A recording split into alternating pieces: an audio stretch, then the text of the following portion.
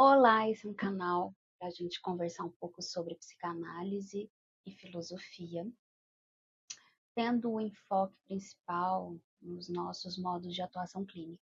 E hoje eu queria falar um pouco para vocês sobre esquizoanálise. Esquizo o quê? Esquizoanálise, isso mesmo.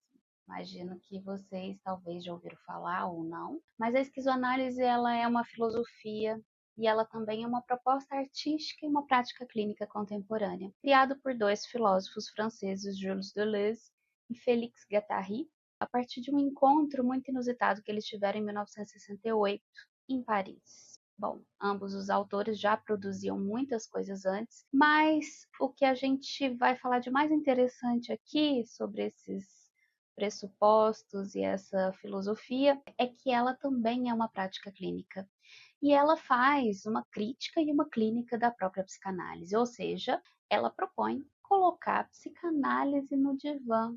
Veja bem, ela propõe justamente colocar a psicanálise em análise. O termo esquizo, né? Esquizoanálise vem de uma etimologia grega, tem uma origem grega e significa fragmento, dividido, cindido. E essa mudança que a gente vai fazer da psicanálise para a esquizoanálise tem a ver com uma mudança de uma concepção de como que a gente se constitui no mundo, como que a gente existe no mundo.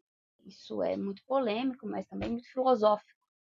É uma pergunta, né? Como é que a gente se instaura como humanos no mundo? Para a psicanálise, como nós existimos no mundo como humanos, como que a gente se constitui como ser humano? Isso se dá a partir da constituição de algo que para a psicanálise é fundamental, que é a ideia do eu, da identidade, e de uma identidade muito integrada e muito organizada dentro de uma construção estruturada de eu, né? Inclusive, Jacques Lacan, que é um autor psicanalista muito importante, principalmente na década de 50 na França, ele vai, a partir dos estudos da linguística, instituir que é a partir da linguagem, da aquisição da linguagem que nós nos constituímos como humanos, como um ser humano, né? E um ser humano, um ser de desejo. E essa percepção de que nós somos um eu diferente do outro se dá numa fase que o Lacan chama de fase do espelho. Essa fase do espelho para a criança é fundamental. Por quê? Porque é justamente nessa fase do espelho e a partir de um jogo entre o adulto e a criança, entre a mãe e a criança, poderia ser, um jogo com o espelho, a criança ela começa a perceber que ela é diferente do outro.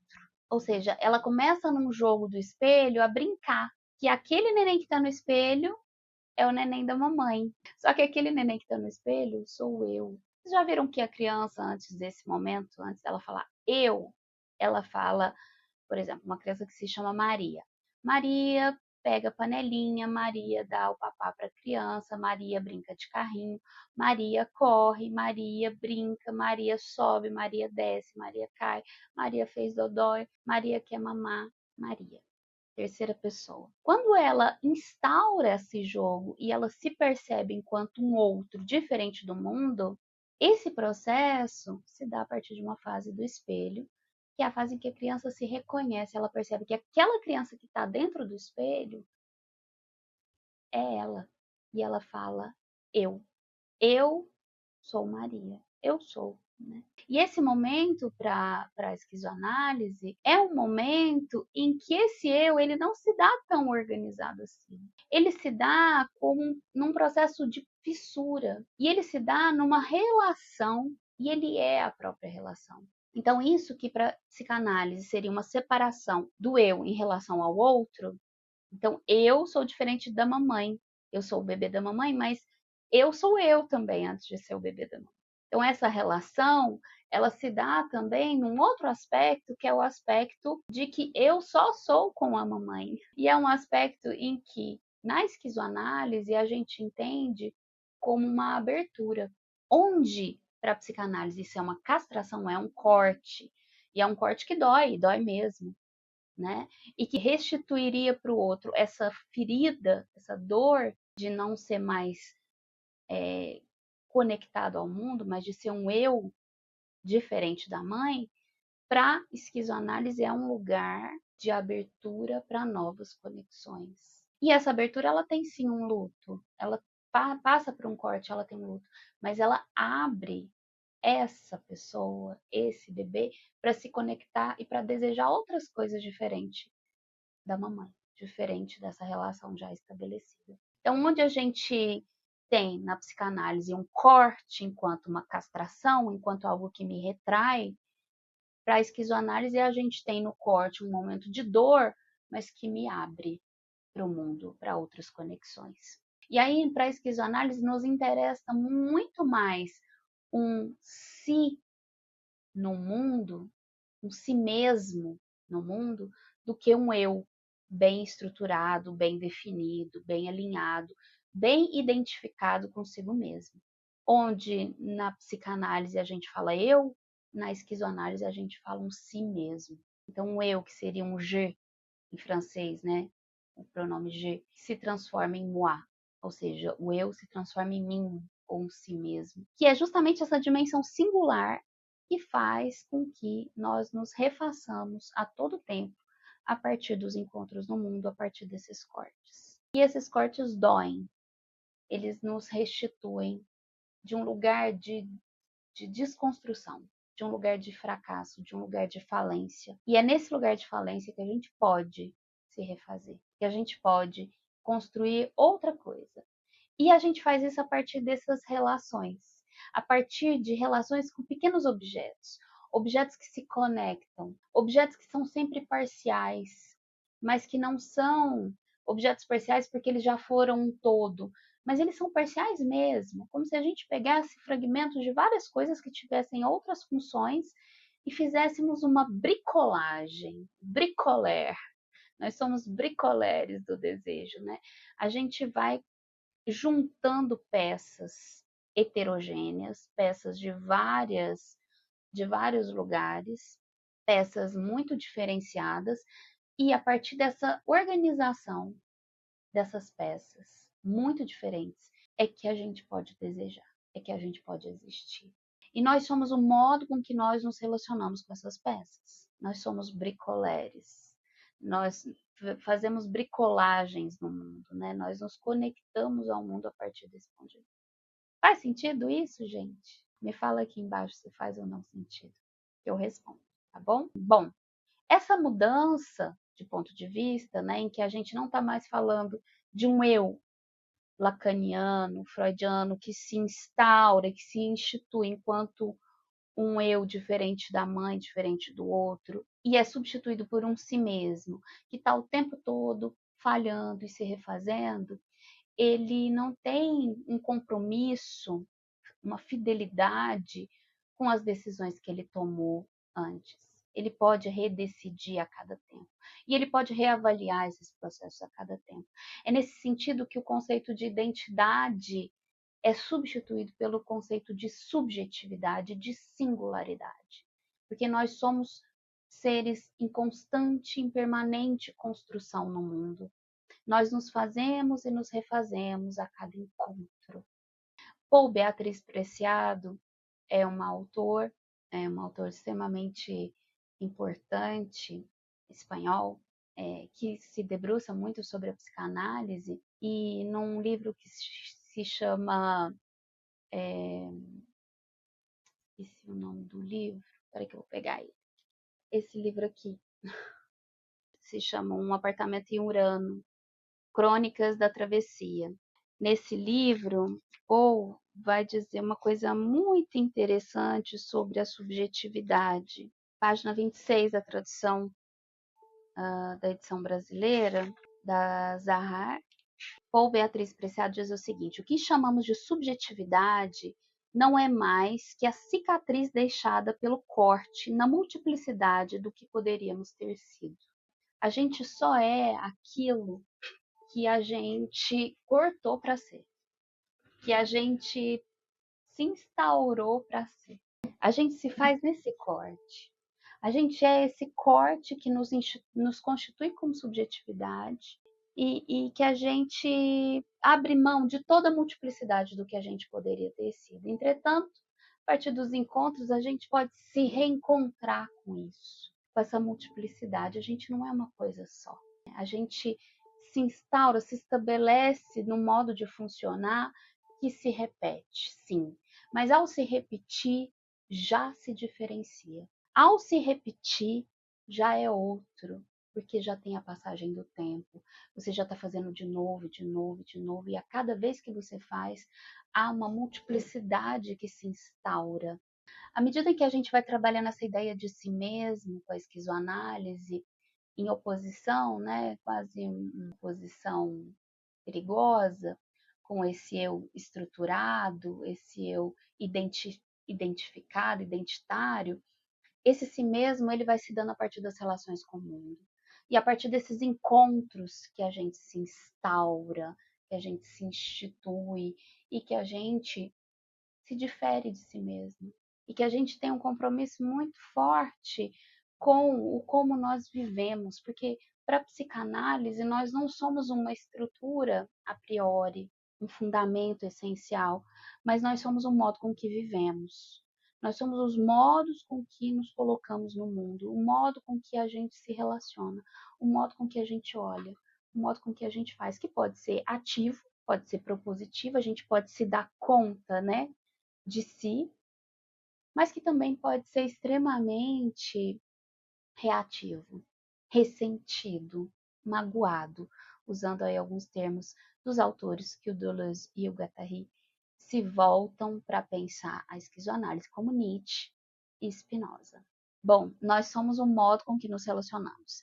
E para que a gente possa, né, estar aberto para esses encontros, estar aberto para ser afetado pelo outro, para aquilo que nos toca, para que essa mudança realmente germine modificações nos nossos hábitos, a gente precisa flexibilizar esse eu, deixar esse eu menos estruturado e a gente precisa produzir esses encontros ativos no mundo.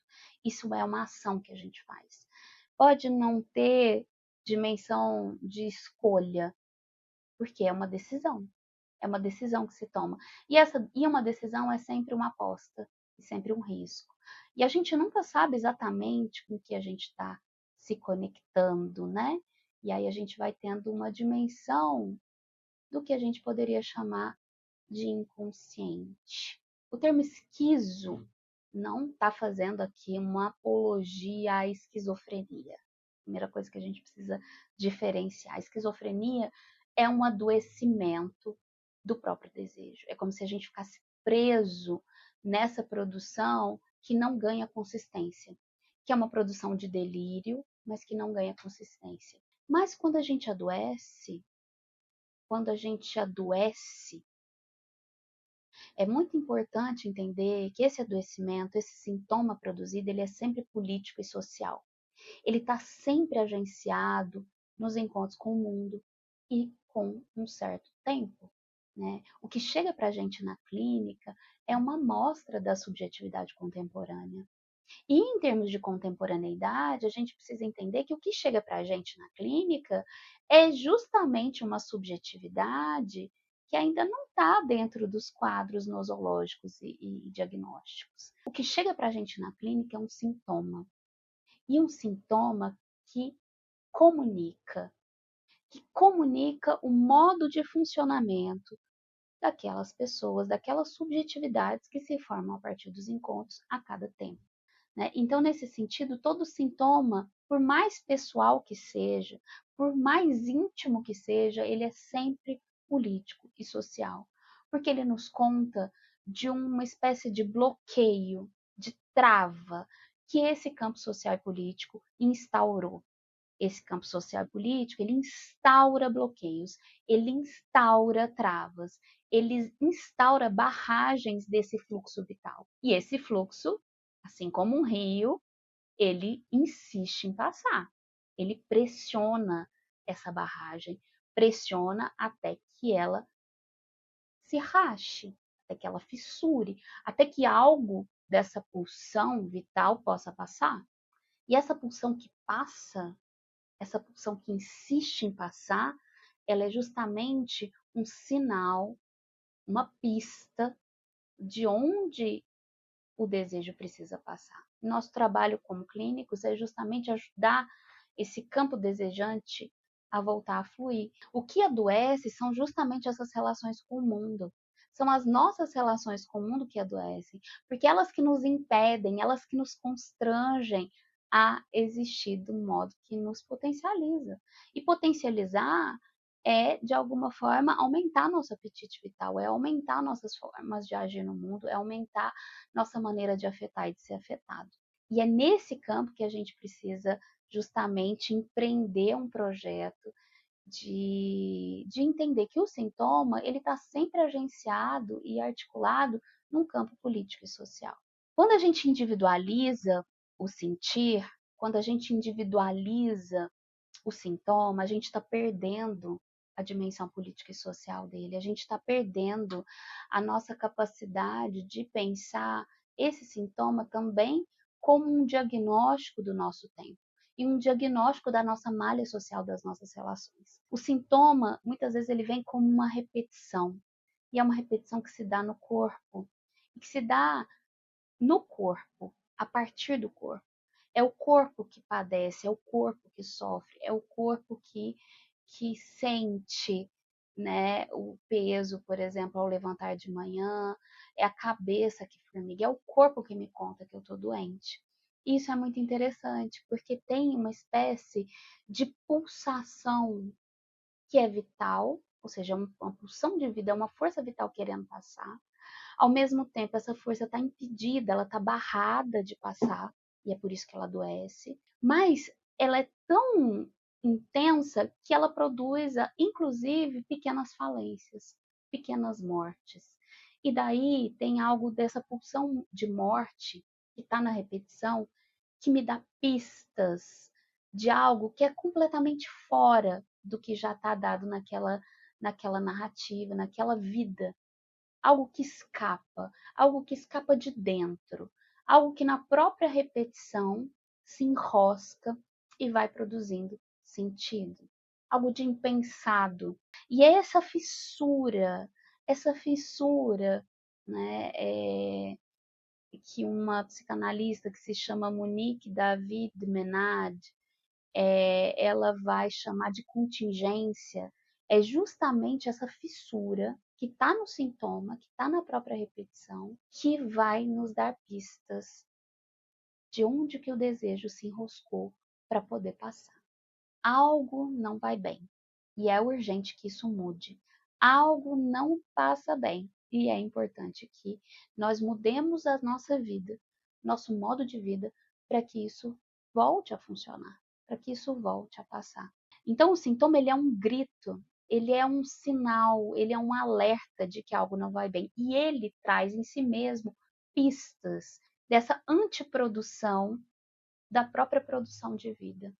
Ela traz pistas dessa pulsão mortífera, mas que está amalgamada à própria existência, à própria vida, à própria vontade de vida. Essa pulsão de morte, essa pulsão de vida, elas andam juntas. E é por isso que a gente não é a mesma pessoa, não faz a mesma coisa, não deseja as mesmas coisas desde que a gente nasce. Porque há algo que vai criar uma maquinaria, né? Como eu disse inicialmente, uma bricolagem para que esse desejo passe, mas tem algo que vai fazer essa bricolagem parar de funcionar. Posso te dar um exemplo, né? Uma pessoa casada há 12 anos, pessoa que se casa há 12 anos e se separa. Quer dizer que não deu certo? Não, quer dizer que deu muito certo. 12 anos. Não estou dizendo que deu certo os 12 anos, né? Mas aquela maquinaria desejante, por mais que ela encontrou problemas, ela teve uma funcionalidade operativa por 12 anos. Em algum momento, essa maquinaria ela começou a destramelar. Essa máquina casamento começou a destramelar. Ela começou a antiproduzir, a ficar muito mais dolorida do que prazerosa, a tirar a potência de vida, a me deixar ressentida, a me deixar retraída, a me deixar reativa.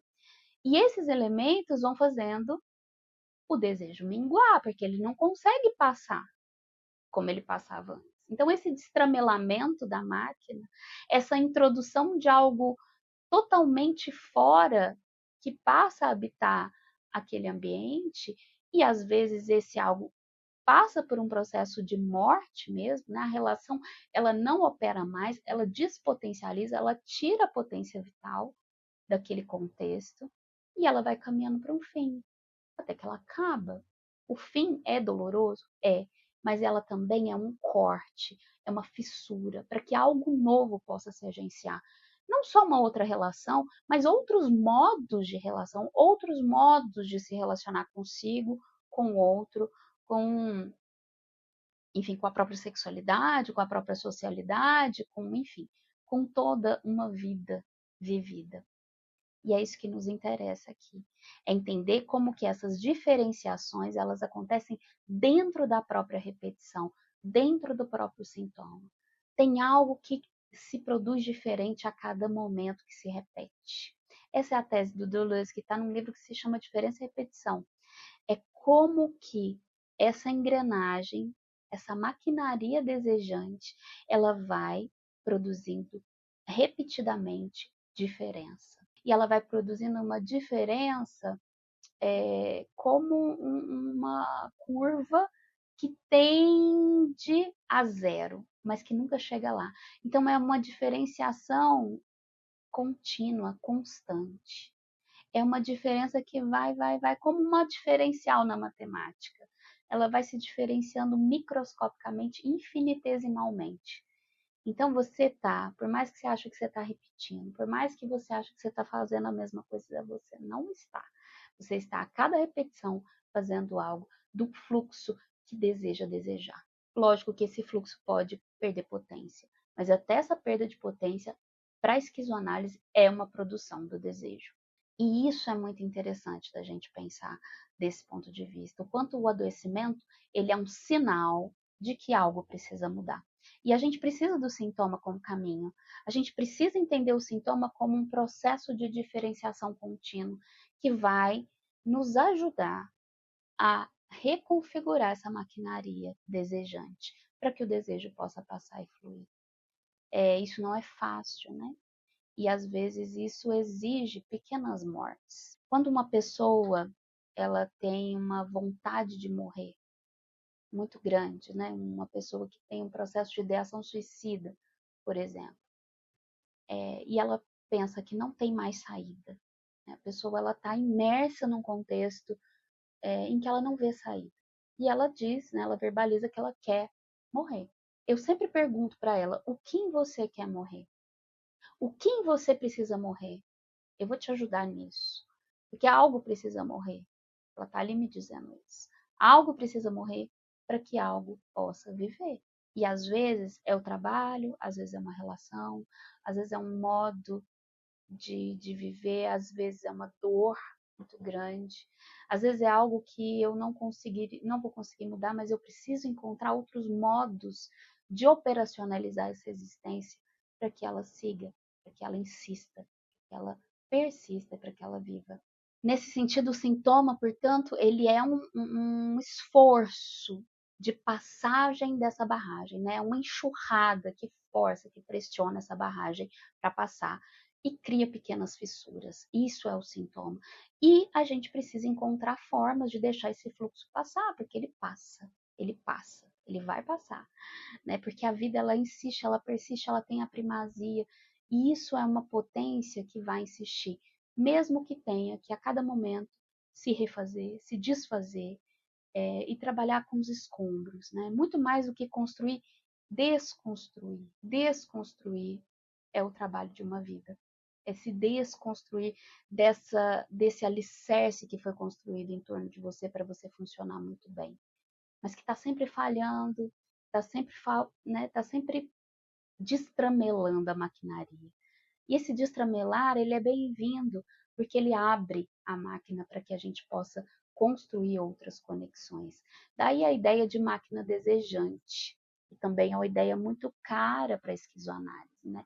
E é nisso que a gente diferencia profundamente ou radicalmente da psicanálise, né? Então, a gente vai colocar a psicanálise no divã e a gente vai entender que o conceito de desejo psicanalítico, como falta, como uma pulsão de vida ou de morte que está na repetição e que está com a primazia da pulsão de morte, assim como propõe Freud e também Lacan, né? Isso nos interessa do ponto de vista da afirmação da própria vida e não da negação da vida, né? Pensar o sentido negativo da pulsão de morte é entender que tudo tende a uma morte, tudo tende a uma destruição, tudo tende a um aniquilamento, assim como propõe Freud e Lacan, quando Lacan vai, por exemplo, propor o conceito de real. Ele vai dizer que o real é justamente isso que está o tempo todo decompondo, que está o tempo todo desfazendo, que está o tempo todo morrendo. E o que a gente quer chamar aqui de pulsão ou de instinto é justamente essa força vital que está produzindo vida, produzindo formas do desejo passar, produzindo maquinarias conscientes e inconscientes, concretas e abstratas, para que o desejo possa passar. E esse desejo, ele quer o quê? Ele quer um objeto? Não. O desejo para a esquizoanálise, ele quer passar. E o desejo quer passar porque o desejo quer desejar. Ele quer acontecer enquanto desejo. E aí ele vai criando, ele vai inventando e ele vai fabricando os seus objetos sempre parciais, sempre criando uma maquinaria única, com uma assinatura muito específica de cada um, numa singularidade que nos permite existir. É lógico que muitas vezes essa maquinaria é capturada pelo capitalismo e nós nos tornamos sujeitos homogeneizados, tendendo a desejar sempre as mesmas coisas, como se nós fôssemos cachorros, né, de frente àquela tela com que está rodando o frango assado, né? Então a gente fica ali olhando, desejando aquele frango que a gente nunca vai ter, né? Mas a gente fica ali desejando esse frango. A gente se comporta desse jeito quando o nosso desejo é capturado. Posso dar um exemplo bem simples. Quanto você tem de coisas que você realmente precisa na sua casa e na sua vida? Quanto você consome de coisas extremamente desnecessárias, objetos, coisas que não tem nenhuma necessidade de existir aí perto de você? Quanto a gente investe libidinalmente, financeiramente, em situações que a gente não precisa, mas que a gente quer, né? Porque a gente quer justamente fazer essa máquina operar. E quando a gente deseja, por exemplo, um carro, a gente não deseja o carro. A gente deseja o status que aquele carro vai dar. Quando a gente deseja um vestido, a gente não quer aquele objeto de pano, a gente tem às vezes já em casa. A gente quer os olhares que aquele vestido vai engendrar. Só que isso nunca se efetiva, né? Isso é do âmbito de uma captura do desejo. Isso é do âmbito de um desejo que não consegue encontrar objetos que realmente possibilite que ele opere no campo desejante. Essa maquinaria do desejo falha. Ela falha e é nessa falha que o desejo de consumo é injetado, é engendrado e que a própria máquina desejante é capturada por um sistema capitalístico que vai nos dizer o que desejar, o que é melhor que a gente deseja. Emancipar esse desejo dessa maquinaria é devolver para si a possibilidade desejante, né? É fazer operar uma maquinaria que aumente a nossa potência de vida, que aumente a minha capacidade ativa no mundo. Eu costumo dizer que a gente precisa montar no cavalo, pegar as rédeas e cavalgar. Se a gente deixar o cavalo solto, ele vai desejando, ele vai operando no mundo, né? Como é que é montar no seu cavalo, segurar seu cavalo e desejar com seu cavalo? Né? Eu acho essa imagem importante. Existir é um fazer artístico e tem uma assinatura, tem uma singularidade, tem que inventar novos modos de relação. E essa maquinaria, ela é muito interessante porque ela é produção. Ela não é uma produção de uma produtividade, mas ela é uma produção de uma vida. Ela é uma vida produzida, ela é uma vida inventada, ela é uma vida operacionalizada, ela é uma vida maquinada, ela é uma maquinaria desejante que vai produzindo modos de desejar muito diversos e muitas vezes operando nesse campo de conectar objetos parciais que possibilite esse desejo passar. Então, ao nos diferenciarmos no mundo, a gente também está produzindo muita vida. Um livro célebre do Deleuze-Guattari, né, que vai instaurar esse lugar da esquizoanálise, é o Antiédipo. Na verdade, são 2 livros, o Antiédipo, Capitalismo e Esquizofrenia, um livro de 1972, e o Mil Platôs, Capitalismo e Esquizofrenia, para você ver que também é um desdobramento, né? É um livro de 1980, e são 2 livros muito polêmicos. Por quê? Porque eles vão falar no coração da psicanálise estruturalista, né, de frente para o Lacan, inclusive, eles vão propor um livro que se chama O Antiédipo. Agora, eu queria convidar você a pensar o antiédipo não como um não édipo, não é assim, não existe a relação edipiana. É que a relação edipiana, ela é um além do édipo. Você não é determinada por essas relações, você existe para além delas.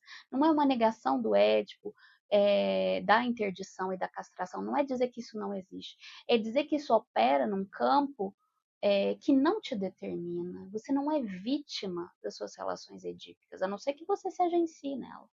E para a esquizoanálise, é um lugar de potência de existir. O antiédipo é entender o édipo como um lugar também de captura do desejo.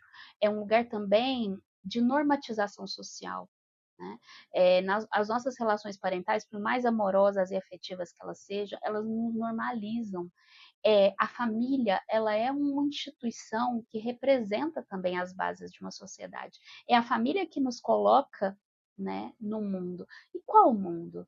Muitas vezes um mundo capitalista, um mundo binário, um mundo que nos entende a partir de uma identidade muito bem estabelecida, mas que nos cerceia, nos interdita, nos direciona para uma vida muito normótica, uma vida que é vivida com o custo muito grande de uma existência, né? Uma existência que deseja, que tem pulsão, que tem vontades, que tem apetites. Né? E aí eu acho que essa é uma pergunta importante. Onde tem castração em psicanálise, interdição, para esquizoanálise, nós temos um luto, porque é um corte, seguido de uma abertura a novas conexões, a outros modos de existir, a outras funcionalidades dessa maquinaria do desejo. Não é uma negação do Édipo, é entender o Édipo como um lugar que a gente precisa desfazer, que a gente precisa desconstruir. E é esse processo que a gente faz em análise, encontrar a afirmação do seu desejo, a insistência na existência, não em termos spinozanos conatos. O Deleuze, ele fala de vários autores, como Spinoza, Simondon, Franz Fanon, inclusive, Bergson, faz as suas críticas a Kant, a Lacan, a Freud, e isso também é um reconhecimento desses autores. E a partir dessas escrevinhanças e desses encontros, a gente vai ter a produção de algo novo. Normalmente, os spinozanos não estão de acordo com o que o Deleuze fala do Spinoza, o Deleuze e o Guattari falam do Spinoza. Os nietzschianos também não concordam com o que o Deleuze e o Guattari falam de Nietzsche. Mas eu acho que é importante a gente entender que a gente está sobre um outro terreno. A gente está num terreno de inovação, de criação de outros conceitos, de pensar uma nova relação com o que a gente chama de humano e de inumano, uma nova relação com a própria terra, uma nova relação com o próprio modo de se relacionar com o mundo. E tudo que é novo é estranho, né?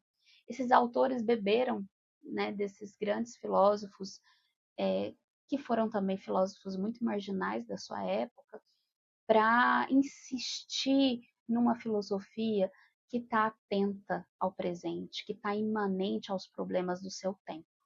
E é um pouco sobre isso, né? Aumentar nossa capacidade de afetar e ser afetado no mundo que hoje vive questões gravíssimas ecológicas, em que as nossas crianças querem morrer. Uma sociedade em que as crianças querem morrer precisa, no mínimo, se repensar. Hoje a gente vive um quadro de ecoansiedade nos adolescentes, uma geração climática que precisa se haver com cada um desses traços, um mundo que está aquecendo e que a gente precisa rever. Então, é a partir dos problemas contemporâneos que essa filosofia, essa prática clínica e artística nos convida a pensar. Eu queria te convidar também para estar comigo aqui. Queria dizer que toda quarta-feira, das 8 às 9, nós estaremos aqui ou com uma live ou com um vídeo, te convido a seguir esse canal, sempre falando de psicanálise, filosofia, esquizoanálise e as tensões de uma prática clínica para o mundo contemporâneo, para o agora. Queria dizer também que eu tenho um canal no Instagram, doutora Juliana Bom Tempo, e também que nós temos práticas de atendimento clínico e intervisão abertas. Então se inscrevam e logo mais teremos novidades. Um beijo grande, muito obrigada pela audiência de vocês. Me sigam, curtam, tamo junto. Venha como você está.